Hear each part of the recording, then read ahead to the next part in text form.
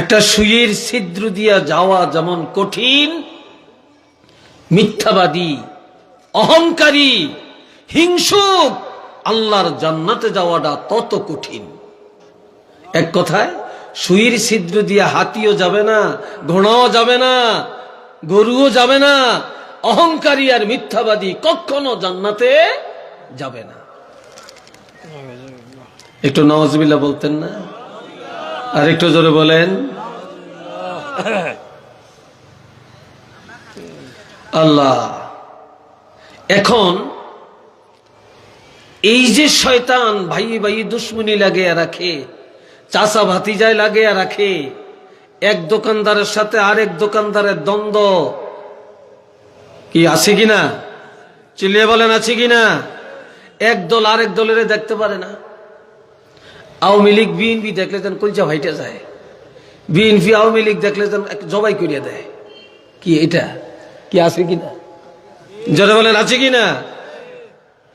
অথচ এক সমাজের মানুষ কেউ কাউকে মাইনে নিতে পারে না। এই কাজগুলি কি ফেরেশতার কাজ না শয়তানের কাজ?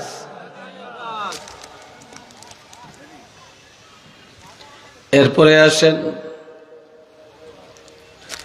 إنما يريد الشيطان أن يوقع بينكم العداوة والبغضاء في الخمر والميسر।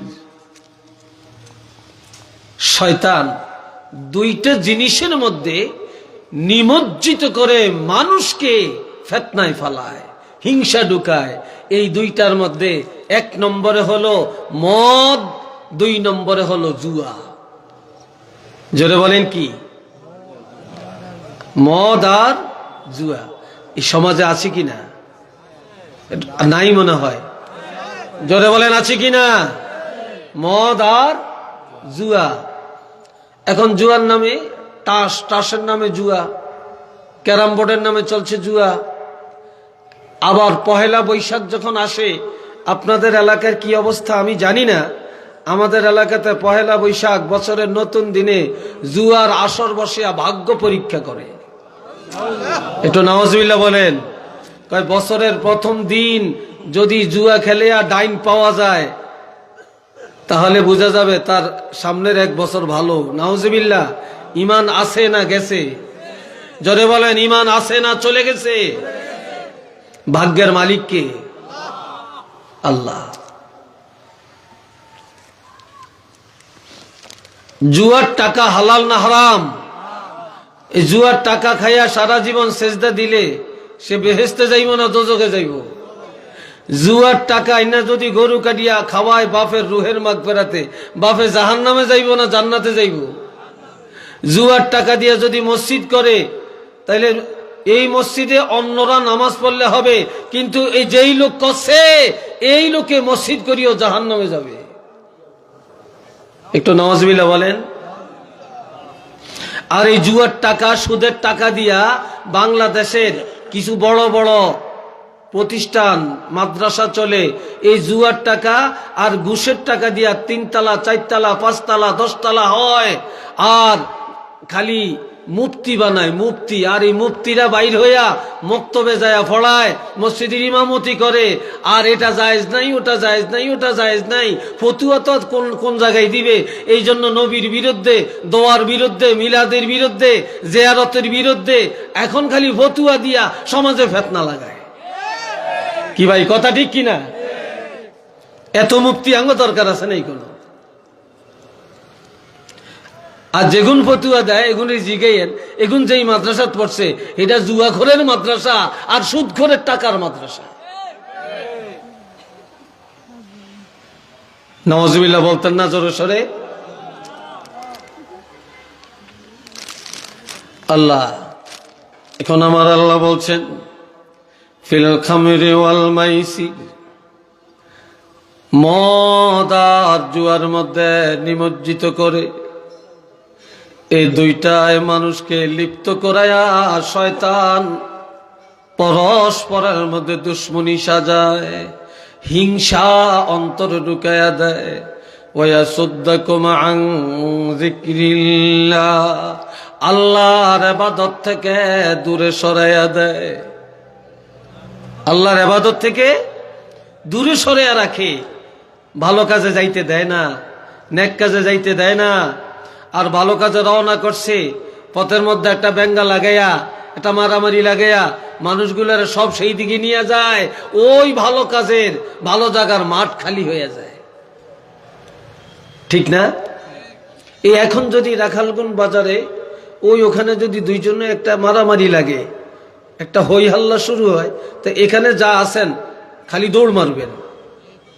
ও আজ জিবরিল ইয়া করলো শুনতেন না।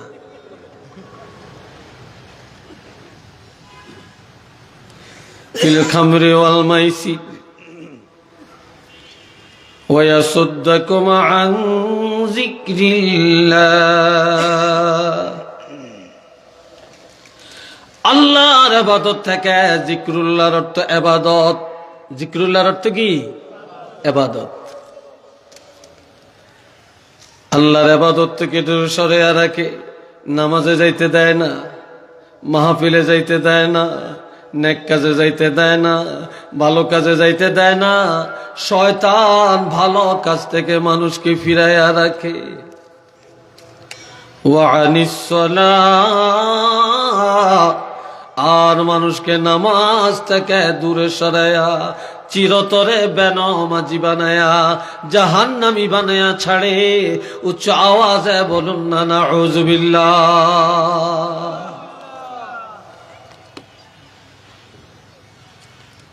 এরপরে আল্লাহ বলছেন, ফাহাল আনতুম মুনতাহুন। যে শয়তান তোমাদের মধ্যে দুশ্মনী লাগায়, যে সন্তান ভাই ভাই বিচ্ছেদ ঘটায়, যে শয়তান স্বামী স্ত্রীর মধ্যে বিচ্ছেদ ঘটায়, যে শয়তান মা বাপের সাথে দুশ্মনী লাগায়, যে শয়তান প্রতিবেশীর সাথে দুশ্মনী লাগায়, হিংসা ঢুকায়, মদের আড্ডায় নেয়, জুয়ার আড্ডায় নেয়, তাসের আড্ডায় নেয়, ক্যারাম বোর্ডের আড্ডায় নেয়, গানের আড্ডায় নেয়, মানুষকে ইবাদত থেকে দূরে সরায়, বেনামাজি বানিয়ে দেয়। ও ইমানদারেরা, এরপরও কি তোমরা এগুলা ছাড়বে না? এরপরও কি তোমরা ত্যাগ করবা না?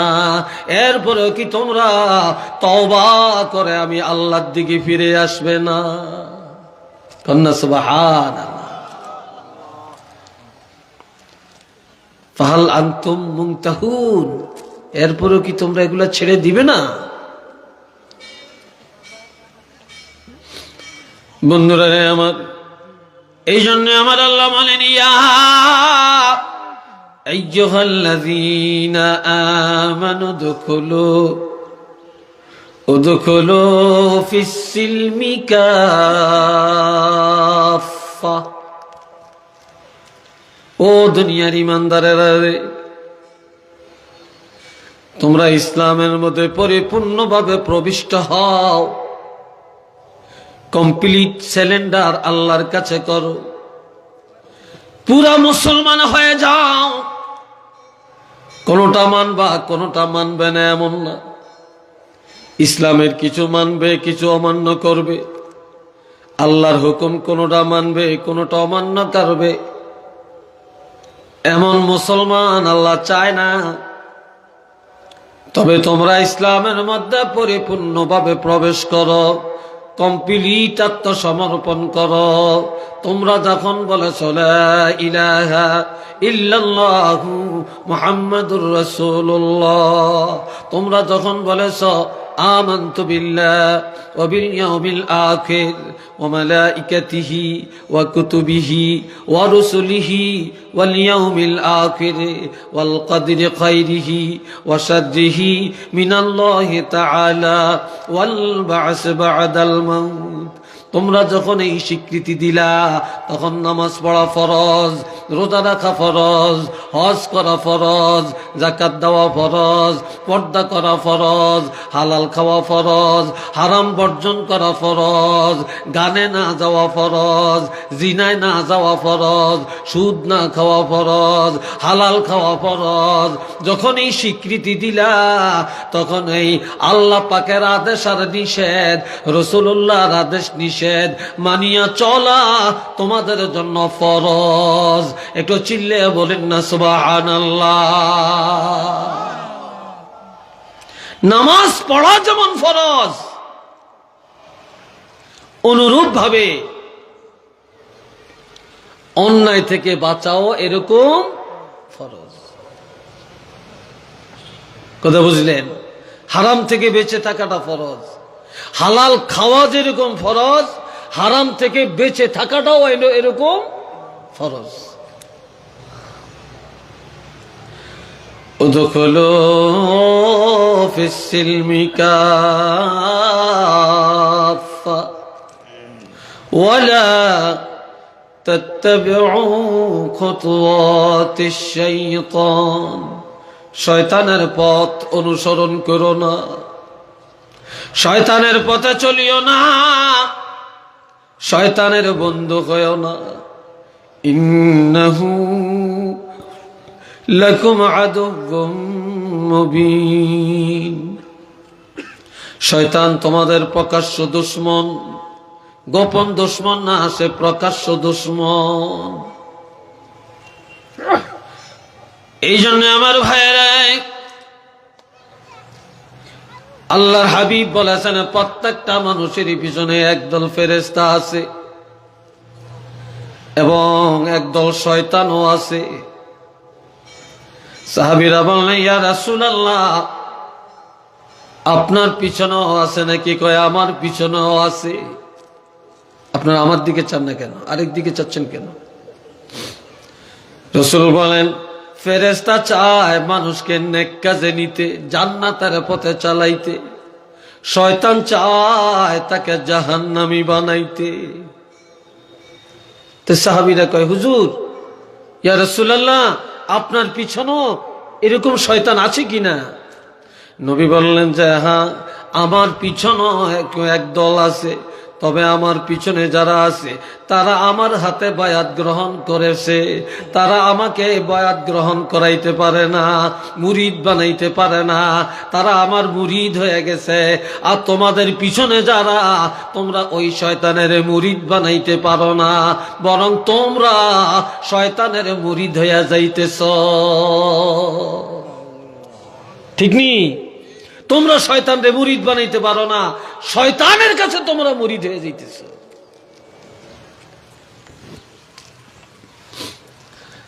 এ ভাইরা আমার, বর্তমানে শয়তান কয়েকটা জিনিস উপরে ভালো করে সোয়ার হইছে। এক নম্বরে টাচ মোবাইলের মধ্যে শয়তান বড়টা সওয়ার হইছে। কি কথা ঠিক নিও? হ্যাঁ, এই টাচ মোবাইল, অ্যান্ড্রয়েড সেট, তারপরে স্মার্টফোন, এটার দ্বারা যুবকের চরিত্র নষ্ট, যুবতীর চরিত্র নষ্ট, মুসলমানের ঈমান ধ্বংস। ঠিক কিনা? মুসলমানের ঈমান ধ্বংস।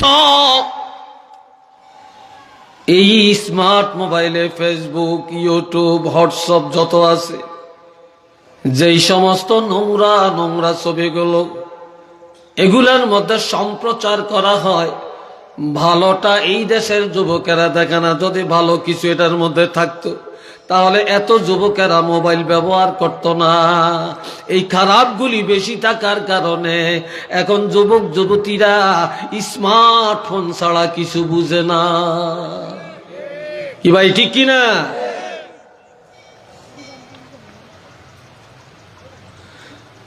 দুই নম্বরে শয়তান সওয়ার হয়েছে আমাদের ঘরে ঘরে। ডিশ লাইন লাগায়া। কিসের লাইন? জোরে বলেন, আরো জোরে কন। Dish line. আমার ভাইয়েরা রে, টেলিভিশন দেখেন, আমি নাজায়েজ বলি না,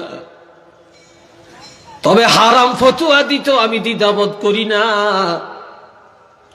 কারণ টেলিভিশনের মধ্যে যেগুলা বৈধ, বৈধগুলা মুসলমানে দেখে না, যেগুলা অবৈধ এই ডিশ লাইন চালু দিয়া 80টা না জানি 81টা চ্যানেল আছে, এর মধ্যে একটা দুইটা চ্যানেল আছে ভালো কিছু হয়, এই ভালোটা মুসলমানে দেখে না, বাকি খারাপ গুলা সব দেখে। আর খারাপ গুলা মহিলারাও না দেখলে তাদের মাথা ঘুরায়, তারা পাগলামি শুরু করে।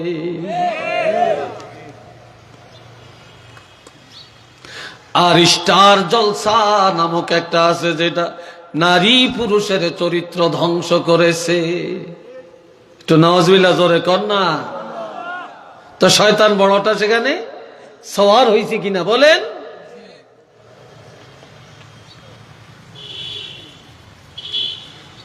এ ভাইয়েরা আমার, 3 নম্বরে শয়তান সওয়ার হয়েছে মহিলাদের রাজনীতির মধ্যে।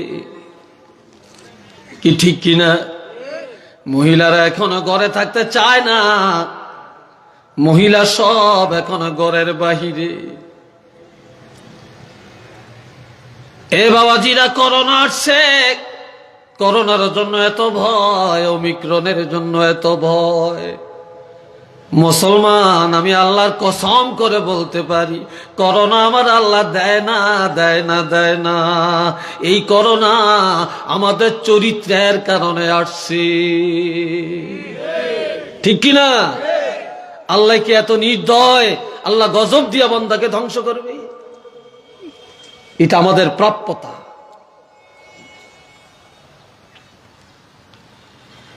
এরপরে এখন পীরের দরবারে শয়তানের আড্ডাখানা শুরু হয়ে গেছে। বাংলাদেশে বহু পীরের দরবার আছে, নামাজ নাই।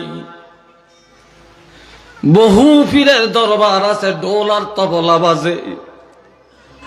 বহু পীরের দরবার আছে, নারী পুরুষ একসাথে নাচে আর গান গায়। জোরে বলেন আছে কিনা? হ্যাঁ, আবার হেরাও বেলে আশেকে রাসূল। বালার দাম দুনিয়াতে নাই, এখন খারাপের পিছনে মানুষের অভাব নাই। ভালো জায়গায় মানুষ নাই, খারাপের মধ্যে অভাব নাই। ঠিক নি? আবার বলে ঈমান যদি থাকে নামাজ লাগে না, হেডো এক পীরের দরবার। আর এক পীরের দরবার যে ওই পীর সাহেব বছরে 2 বার গোসল করে। একটু নাউজুবিল্লাহ কর। কয়বার? বছরে 2 বার গোসল করে। এটা কেমন খাটাস! বছরে 2 বার গোসল করে, আর যেদিন গোসল হবে আগের থেকে মুরিদেরা খোঁজ খবর নেয়। ওই বোতল নিয়া, গ্লাস নিয়া, কাপ নিয়া, কলস নিয়া, বালতি নিয়া দাঁড়াইয়া থাকে। পীর সাহেবের গোসলের পানি নিয়া তারা খায়, গায়ে মাখে, বরকত নেয়। তাগমত ইবলিস আল্লাহ দুনিয়াতে আর আছে নাকি? আপনারা বলেন, তাদের ঈমান আছে না গেছে? আমার কথা একটু বেজার হন মনে হয় না? আমার ভাইয়েরা, ফুলতুলির দরবারে এগুলো চলে কিনা বলেন? কি মনে হয় চলে? আওয়াজে বোঝা যায় চলে। ফুলতুলির দরবারে এগুলা চলে কিনা?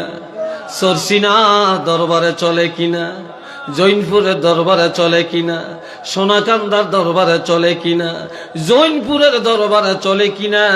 ফুরফুরার দরবারে চলে কিনা? আমাদের মসলকের মধ্যে এই সব বন্ডামির কোনো আড্ডাখানা নাই। আমাদের মসলকের মধ্যে ইমানদার আমলদারের মানুষের আড্ডাখানা। এখানে সিটিং বাটপারের কোনো আড্ডাখানা নাই।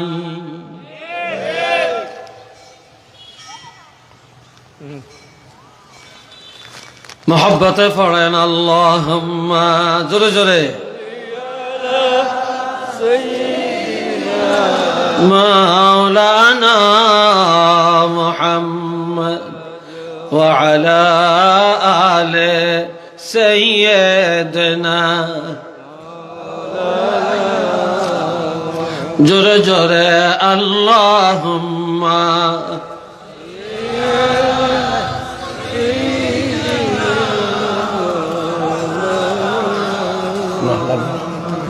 وعلى آل سيدنا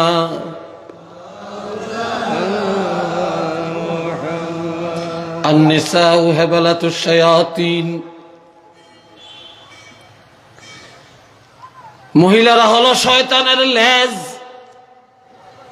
নাউজুবিল্লাহ বলতেন না? কিন্তু মহিলারা মাজাত, মহিলারা বড় দামি, উপহাস করার সুযোগ নাই। কিন্তু আমার নবী বলেছেন তারা হলো শয়তানের লেজ। মহিলা যতক্ষণ ঘরে থাকে ততক্ষণ সে মুক্ত থাকে, আল্লাহর জিম্মাদারিতে থাকে, ফেরেশতার পাহারাদারিতে থাকে।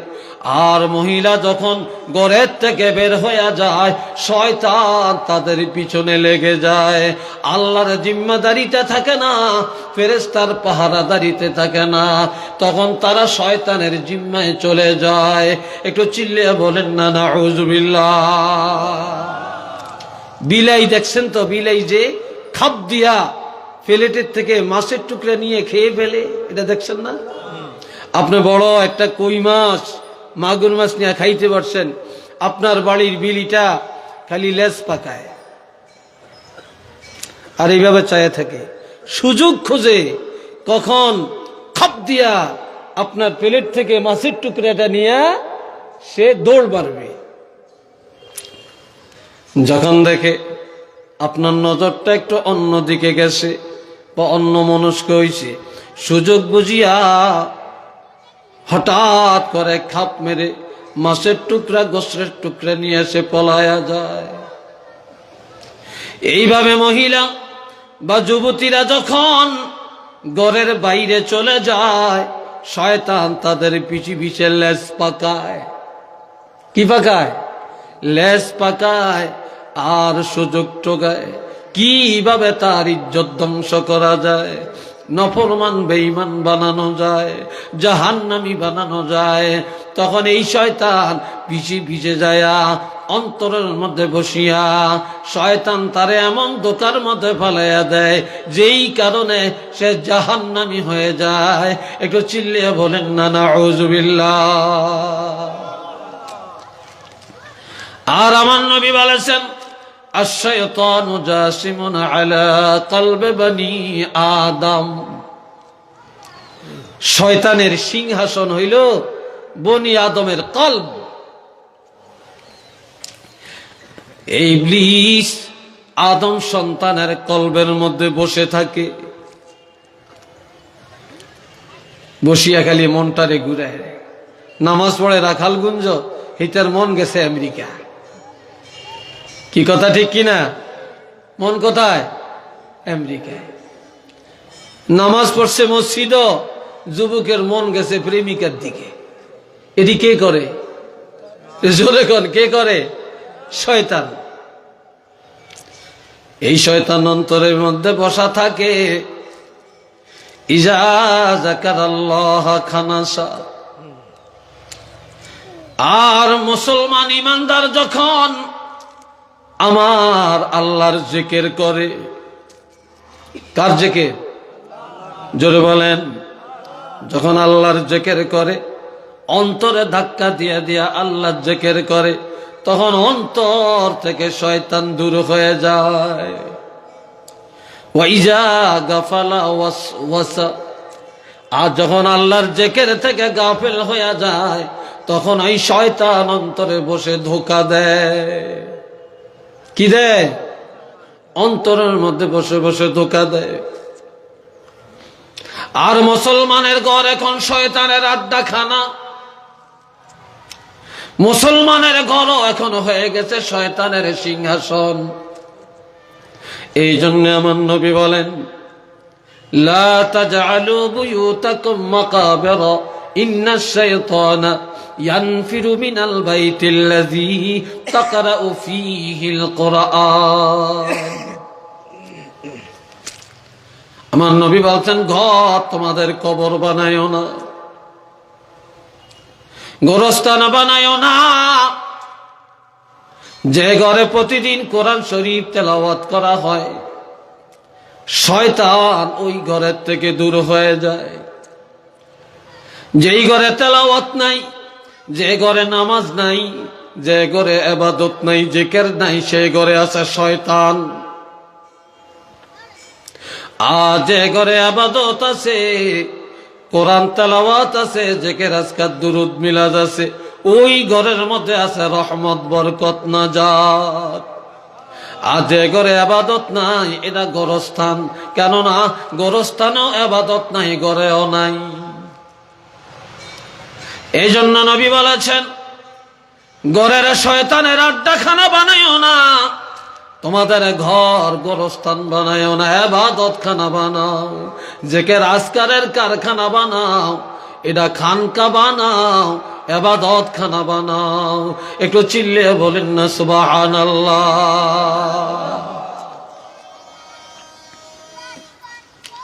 আমার ভাইরা রে, এরপরে এখন আর একটা ঘরে ঘরে চলছে, ঘরে ঘরে গান, ঘরে ঘরে নাটক। এই যুগে কিছু কিছু যুবকরা শানের রিসালাত মাহফিল করে, সুন্নি সম্মেলন করে, হিলফুল ফুজুল সংগঠন করে, তারপরে বদরি সংগঠন করে। তারা ভালো কাজ করে। আবার অধিকাংশ যুবক এখন সংগঠন করিয়া তারা মাঠের মধ্যে গানের আসর বসায়, শিল্পী আনে, গান শুনে লক্ষ লক্ষ টাকা গানের পিছনে ব্যয় করে, ঢোল আর তবলা বাজায়া জাতিকে জাহান্নামী বানায়া ছাড়ে। কি ভাই কথা ঠিক কিনা? জোরে বলেন, আছে কিনা? এই জন্য আমার নবী বলেন, আল-গিনাউ মিন মাজালিস ইবলিস, গানের মজলিসটা হলো ইবলিসের মজলিস, গানের মজলিসটা হলো শয়তানের মজলিস। গানের মজলিস এটা কোনো ফেরেশতার মজলিস না, এটা কোনো ইমানদার মুসলমানের জলসা হতে পারে না, এটা হলো শয়তানের জলসা। একটু চিল্লিয়ে বলেন না নাউযুবিল্লাহ। এখন আপনারা বলবেন, হুজুর শয়তান তো দেখি না, মানুষ তো যায়। তবে জিন শয়তান আর মানুষ শয়তান দুই জাতীয় শয়তান আছে। আজান দিলে জিন শয়তান থাকে না, আগুন জ্বালাইলে জিন শয়তান থাকে না, কোরআন পড়লে থাকে না, লা হাওলা পড়লে থাকে না, লাঠি দেখলে থাকে না, দুরূদ শরীফ তেলাওয়াত করলে থাকে না। কিন্তু মানুষ নামের কিছু শয়তান সমাজের মধ্যে আছে। এদেরকে যদি 30 পারা কোরআন তাবিজ বানায়া গলায় ঝুলাইয়া দেন, তারপরেও এই মানুষ রূপী শয়তান গুলা রাখালগঞ্জের থেকে সরাইতে পারবেন না। কি কথা ঠিক কিনা? এই মানুষ রূপী শয়তান সমাজের ক্ষতি সবচেয়ে বেশি করে।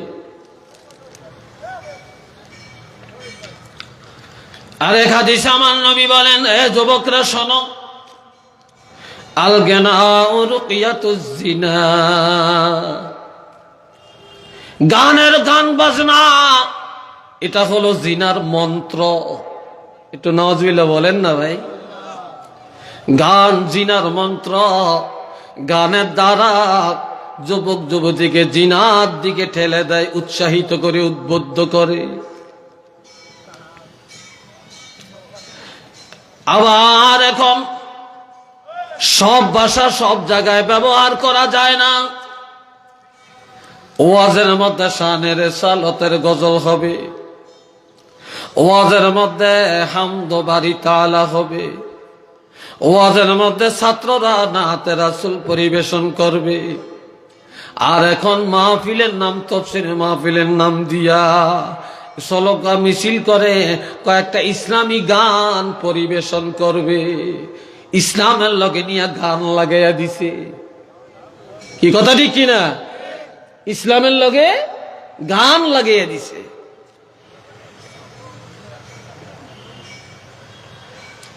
আল-গিনাউ রুকিয়াতুজ জিনা,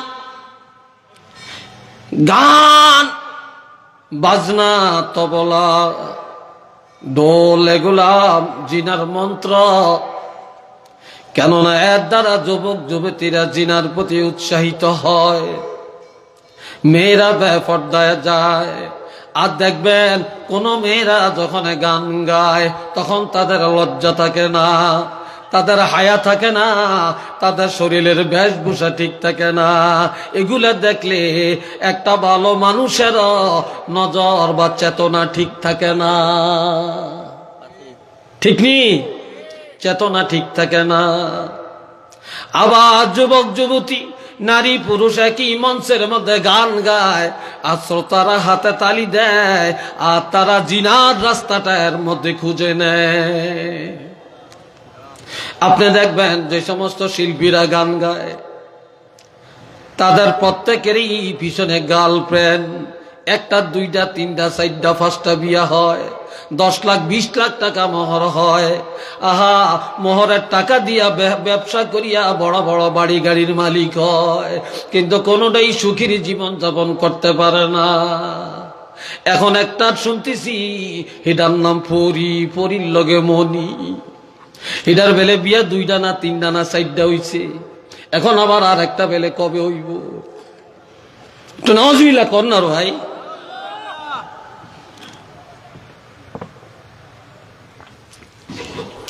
আমার দোস্ত বুজুর্গ ভাইয়েরা, গান বাজনা মানুষের ইমান ধ্বংস।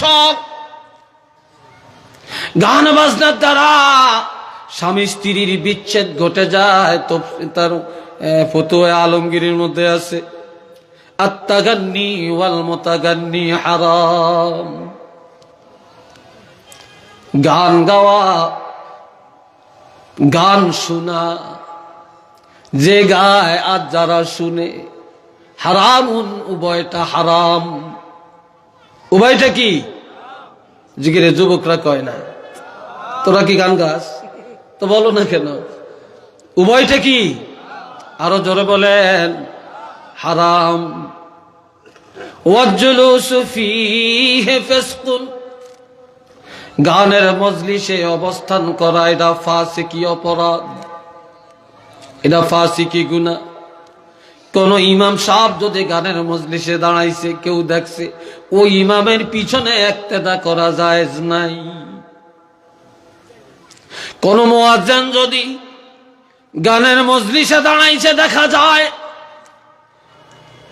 তার পিছনে ইক্তেদা বা মসজিদের দায়িত্বে রাখা তাকে জায়েজ নাই।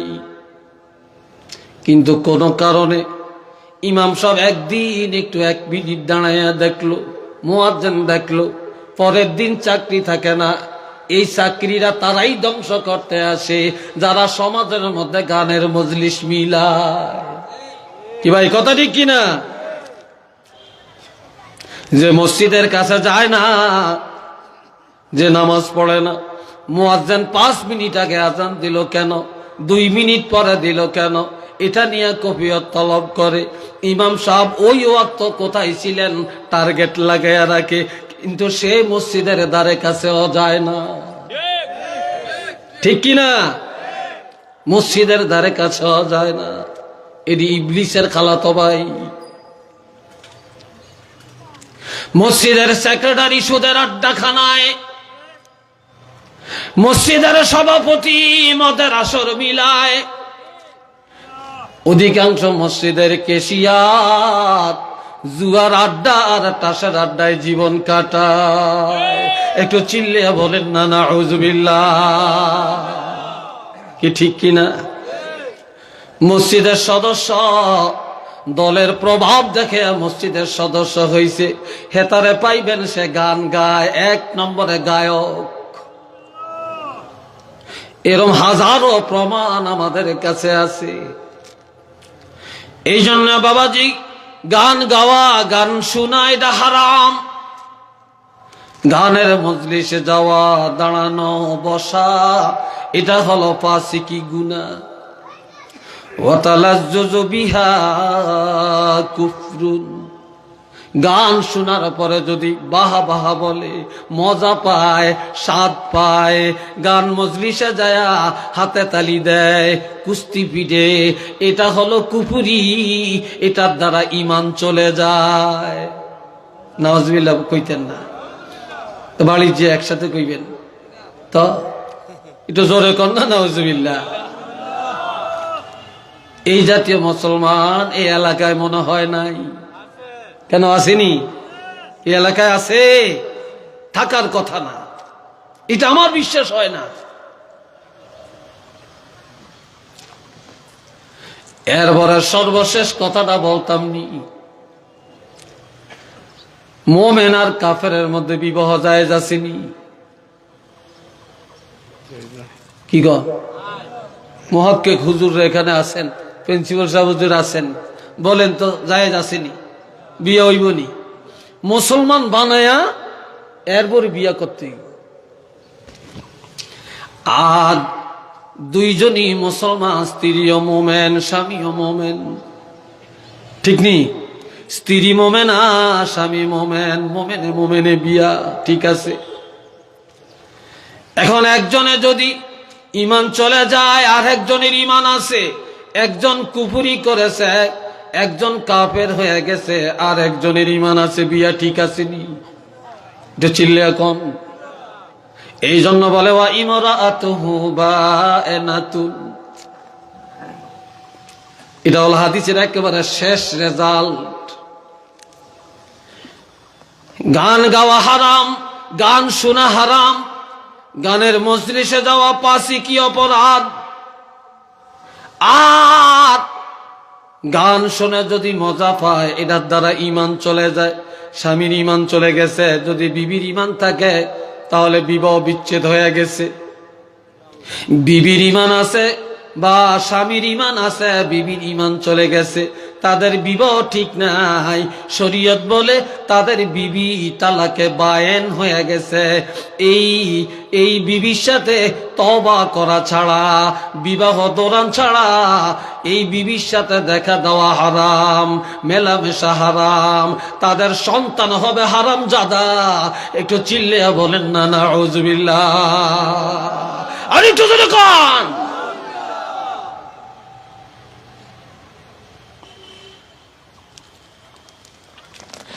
মুসলমান রে জুটে দেখে না ইমানের অবস্থা কোন জায়গায় আছে।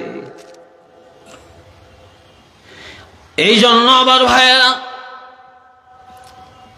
এইসব সমাজ থেকে দূরীভূত করা লাগবে। এইসব শয়তানি আচরণ যখন ত্যাগ করে আমরা পবিত্র হব, তখন শানে রিসালাত কার্যকর হবে, শানে মুস্তাফা কার্যকর হবে, সুন্নি মুসলমান বলা কার্যকর হবে, কোরআন তাফসীর কার্যকর হবে। হারাম ভিতরে দিয়া রাখিয়া উপরে দিয়া যতই সাবান লাগান কাজ হবে না। আল্লাহ পাক আমাদেরকে বুঝার মতো ক্ষমতা দান করেন, বলেন আমিন। আরেকটু জোরে সোরে কোন আমিন। এ বন্ধুরা রে আমার, শয়তান সবচেয়ে বড় খুশি হয় যখন দুইজনের মধ্যে ফিতনা লাগাইয়া দিতে পারে। কি লাগাইতে পারে? এই ফিতনাটা যখন লাগাইয়া দেয়, আর শয়তান যখন দুই ভাইয়ের মধ্যে, দুই মুসলমানের মধ্যে ফিতনা লাগাইয়া দিতে পারে, তখন এই শয়তানের প্রধান যে আছে তার কাছ থেকে সে পুরস্কার পায়। নাউজুবিল্লাহ কন্যা, সে বাহবাহ পায়। কি পায়? বাহবাহ পায়। আর আমাদের দেশে দেখবেন দুঃখে কলিজা ফেটে যায় রে মুসলমান। মুসলমানের রুচি এত খারাপ, মুসলমানের চিন্তা চেতনা এত নিম্নগামী।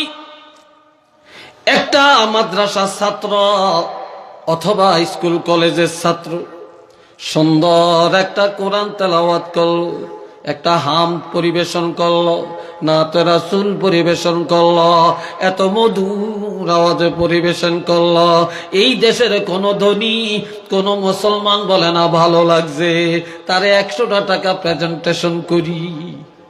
কিন্তু একটা মেয়ে যদি, একটা যুবতী মেয়ে যদি স্টেজের মধ্যে দাঁড়ায়া অঙ্গভঙ্গিমা দিয়া নাচ ডং করিয়া একটা গান গায়া মাঠের মধ্যে যদি আওয়াজ তুলে দিতে পারে, এই দেশের ধনীরা মুসলমানেরা 1000 টাকার নোট, 5000 টাকার নোট, 10,000 টাকা স্টেজের মধ্যে বৃষ্টির মতো নিক্ষেপ করতে থাকে। কথা ঠিক কিনা? গান গাইলে টাকা পাওয়া যায়, কোরআন তেলাওয়াত করলে টাকা পাওয়া যায় না, হামদ নাত পরিবেশন করলে পাওয়া যায় না। আপনারা দেখেছেন আমরা এমন এক দেশে বাস করি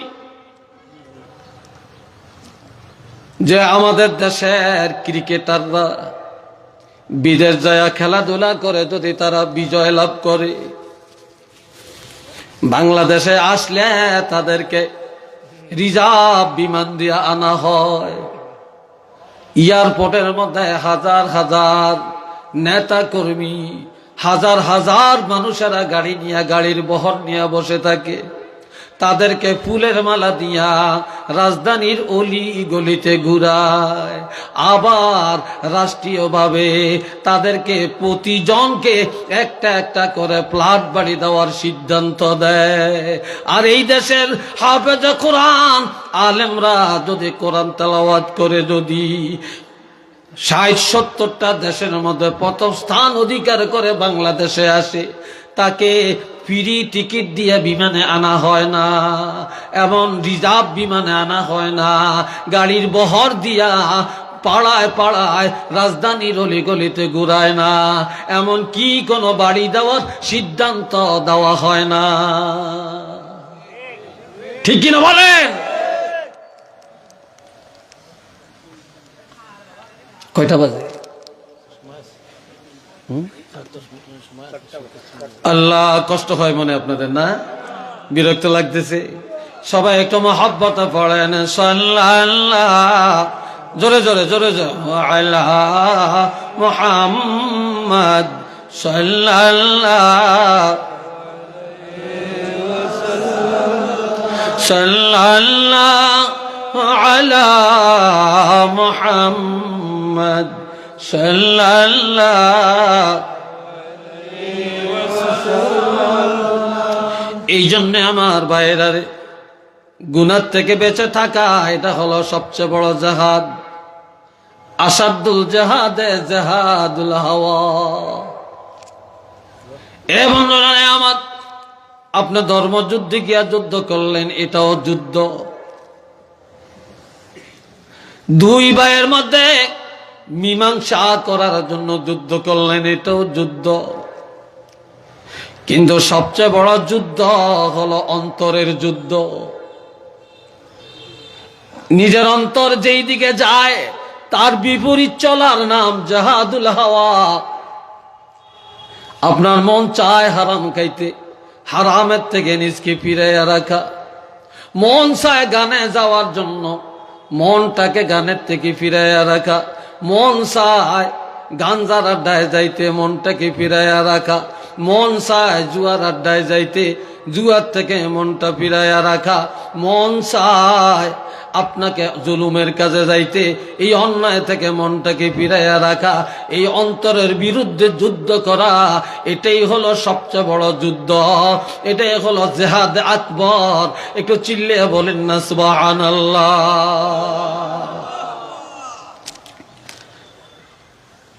মনের বিরুদ্ধে যুদ্ধ। আজ মুসলমান, ও মুসলমান, হাতে পায়ে ধরে বলি, এই দুনিয়ার জীবনটা বড় সামান্য রে। আখিরাতের জিন্দেগি অনেক বড়। এই জন্য আমার আল্লাহ বলেন, ওয়ামাল হায়াতুদ দুনিয়া ইল্লা লাইবুন ওয়া লাহবুন ওয়ালাদ-দারুল আখিরাতু খায়রুল লিল মুত্তাকিন।